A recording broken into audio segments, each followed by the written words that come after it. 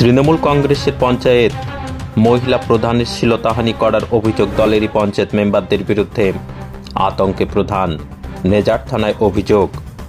উত্তর 24 পরগনা জেলার বসিরহাট মহকুমার সন্দেশখালী 1 নম্বর ব্লকের সেহারা রাধানগর গ্রাম পঞ্চায়েতে তৃণমূল কংগ্রেসের প্রধান দীপালি দাস পঞ্চায়েতের বিভিন্ন দপ্তরের উন্নয়নমূলক কাজের জন্য পঞ্চায়েতে মিটিংয়ের ব্যবস্থা করা হয়েছিল প্রধানের ঘরেই।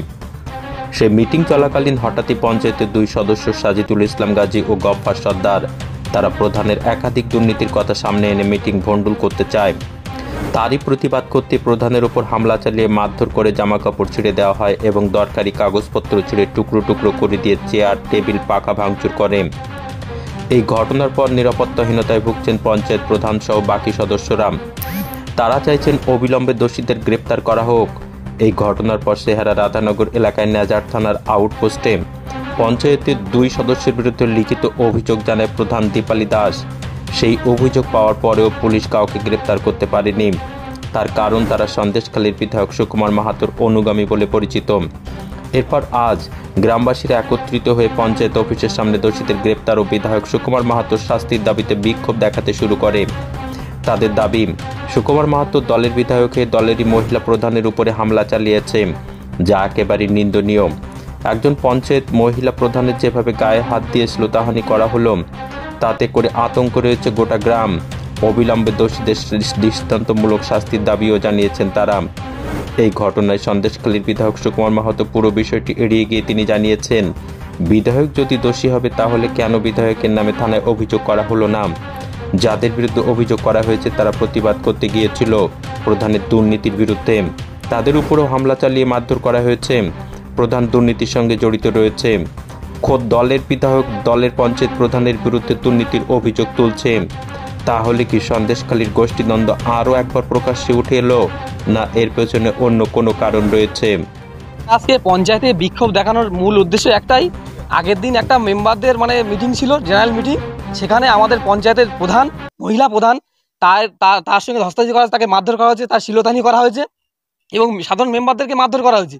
এই যে ঘৃণা রাজনীতির মূলে একজন কারিগর তিনি চালাচ্ছেন, তিনি হলেন সুকুমার মাহাতো, আমাদের সন্দেশখালীর বিধায়ক। তিনি এই নোংরা রাজনীতি করছেন, সন্দেশখালীর মধ্যে একটা গোষ্ঠীদ্বন্দ্ব তৈরি করে দিয়েছেন, সাধারণ কর্মীদের মধ্যে একটা ডিভাইড অ্যান্ড রুল পলিসি তৈরি করে দিয়েছে। আমরা তৃণমূল করি, আমরা 98 সাল থেকে তৃণমূল করি। উনি এখন বর্তমানে জুমা 8 দিন, শুক্রবার শুক্র 8 দিন যারা দলে এসছে, সেরকম বিজেপির লোককে অঞ্চল সভাপতি করে দিচ্ছেন।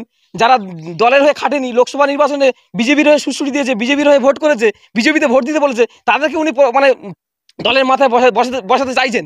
এবং আমরা দলটা 98 সাল থেকে করছি, তাহলে আমরা তাদেরকে মেনে নেবো কেন? যারা মাঠে ময়দানে ছিল, আমরা যারা ছিলাম 2000 লোকসভা, 19 সালে, 21 সালের বিধানসভা নির্বাচনে কঠিন সময়, এই 2024 সালের লোকসভা ইলেকশনে কঠিন সময়, যখন আমরা দলের হয়ে লড়াই করছি দলের জন্য, তাহলে আমরা চাইছি যে যারা দলের ভোট হয়ে খাটেনি, দলের হয়ে পরিশ্রম করেনি, তাদেরকে আমরা মেনে নেবো না, কোনোদিনও মেনে নেবো না দলের মাথায় বসালে। আমার ওই 10 তারিখ 11 তারিখ অডিট হওয়ার কথা ছিল। ওই অডিটের জন্য আমি আমার পঞ্চায়েতের নোটিশ বোর্ডে নোটিশ টাঙানোর পরেও আমি অডিট হয়ে যাওয়ার পরে জেনারেল বডির মিটিং ডেকেছিলাম। ওই দিন জেনারেল বডির মিটিংয়ে 12 জন উপস্থিত ছিল মেম্বার। 12 জনের মধ্যে 7 জন খাতা সই করেছিল আর 5 জন খাতা সই করেনি। এবার মিটিং চলাকালীন ওরা বলতে চাইছে যে আমরা ওসব অডিট ওসব বাদ দাও, আমাদের যে বুথে বুথে যে কাজগুলো হচ্ছে ওই কাজ করতে হবে না, আমাদেরকে টাকা তুলে দাও। এই নিয়ে কেন আমি বলছি যে টাকা তুলে দেবো, কাজ করব না, এটা আমি পারবো না। যখন পারবো না বলেছি, এই নিয়ে তর্ক বাতাসা হতে হতে ওরা 2 জন আমাকে অ্যাটাক করে, আমাকে মারধর করে এবং আমার ব্লাউজ কাপড় টাপড় সব ছিঁড়ে যায়, আমার শরীরেও দাগ হয়ে আছে, ক্ষতচিহ্ন। আমি তখন প্রশাসনকে ফোন করি। প্রশাসনকে ফোন করার পরে ওনারা এসেছিলেন। আসার পরে আমি আবার মেডিকেল করি। মেডিকেল করার পরে থানায় সেই সব জিনিস আমি থানার দ্বারস্থ।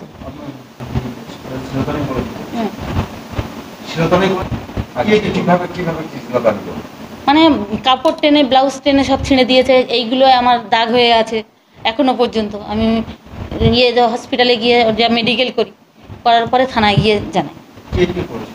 সাজিদুল ইসলাম গাজী, গফফর গাজী। আমাদের তৃণমূলের দলের সমর্থক বলে জানি না, এমএলএ বিধায়কের নেতৃত্বেই আমার পঞ্চায়েতকে দীর্ঘদিনভাবে আমার উপরে এইভাবে অত্যাচার করছে। বারবার আমি বুঝতেই পারছি না, বিধায়ক বলতে চাইছে যে আমার দলে এসো। আমার দল বলতে উনি যে কোন দলকে বোঝাচ্ছে আমি নিজেই জানি না। আমি তো তৃণমূলেরই প্রধান। উনি বারবার বলছেন কেন যে আমার দলে এসো, আমার দলে। আমার দলটা কোনটা আমি এটাই বুঝতে চাইছি না, বুঝতে পারছি না। আমার দল বলতে আমি মমতা ব্যানার্জি, অভিষেক ব্যানার্জির নেতৃত্বে তৃণমূল দলেরই প্রধান। এমএলএ বিধায়কের দ্বারা ওনার সহযোগিতায় আমাদেরকে এইসব আমাদের সঙ্গে অসহযোগিতা করছে, বারবার অত্যাচার করছে। জানি না এখন তৃণমূলের মেম্বারকে কি আমি কি করে বলবো, কেননা এমএলএ যদি আমাকে বলে যে আমার দলে এসো, তারা যদি এমএলএর দলে যায়, বিধায়কের দলে যায়, আমার সুকুমার মাহাতো এই দলে যায়, তাহলে আমি কি করে বুঝবো তারা আমাদের তৃণমূলের দল।